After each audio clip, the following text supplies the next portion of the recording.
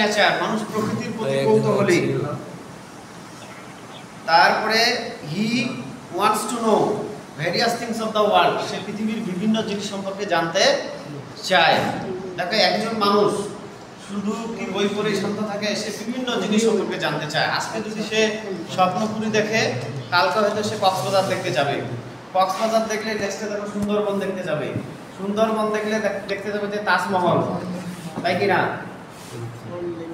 বলছে newspaper is one of the best media to satisfy his curiosity.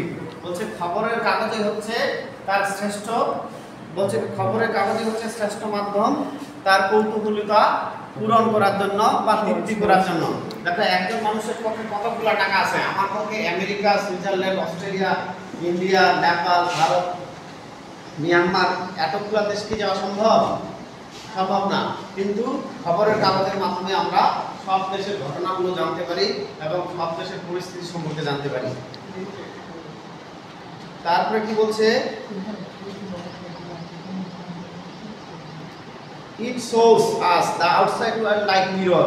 বলছে এটা আমাদের পৃথিবীটাকে দেখায় ঠিক আয়নার মতো। বলছে কি যে এই খবরের কাগজ আমাদের পৃথিবীটাকে দেখায় কিসের মতো? আয়নার মতো। অর্থাৎ নিজের চেহারা কখনো আমরা নিজে দেখতে পারি?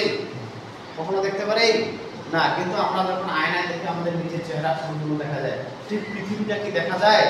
সম্ভব। এক দেশ গেলে আরেকটা ফাঁকা থাকে, কিন্তু যখন আমরা খবরের কাগজে দেখি, দেখো সেই খবরের কাগজে কিন্তু পৃথিবী দেওয়া থাকে না, কিন্তু পৃথিবীর যে কার্যক্রম কোথায় কোথায় কি হচ্ছে আমরা সেই পৃথিবীর সব ঘটনাগুলো জানতে পারি কিনা। তারপর কি বলছে, it has a great educative value, এর দারুণ শিক্ষার মূল্য রয়েছে। এবার তখন আমরা করব 25 number.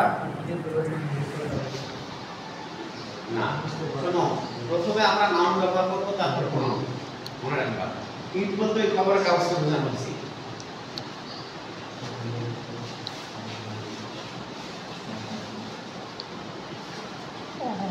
Child in a physical or mental labour.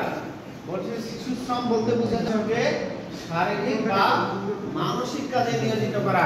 এখন শারীরিক কাজ বলতে ওয়ার্কশপ, যেমন কিছু কিছু শ্রমিক ওয়ার্কশপে কাজ করে না, কেউ চায়ের দোকানে কাজ করে, আর মালিক তাকে বিভিন্ন ভাষায় রাফ ল্যাঙ্গুয়েজ ব্যবহার করে কিনা।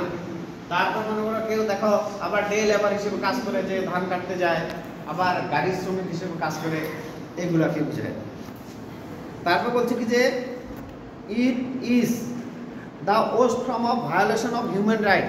বলছে যে এটি মানুষের অধিকারের লঙ্ঘনের একটা সবচেয়ে খারাপ গঠন। অর্থাৎ মানুষের অধিকার লঙ্ঘনের একটা সবচেয়ে খারাপ গঠন হচ্ছে এই শিশু শ্রমিক বানানো। তারপর বলছে যে it is exploited and ill treated, এটা হচ্ছে বঞ্চিত এবং একটা খারাপ ব্যবহার। শিশুদের সাথে কি বঞ্চিত এবং খারাপ ব্যবহারকে বোঝায়।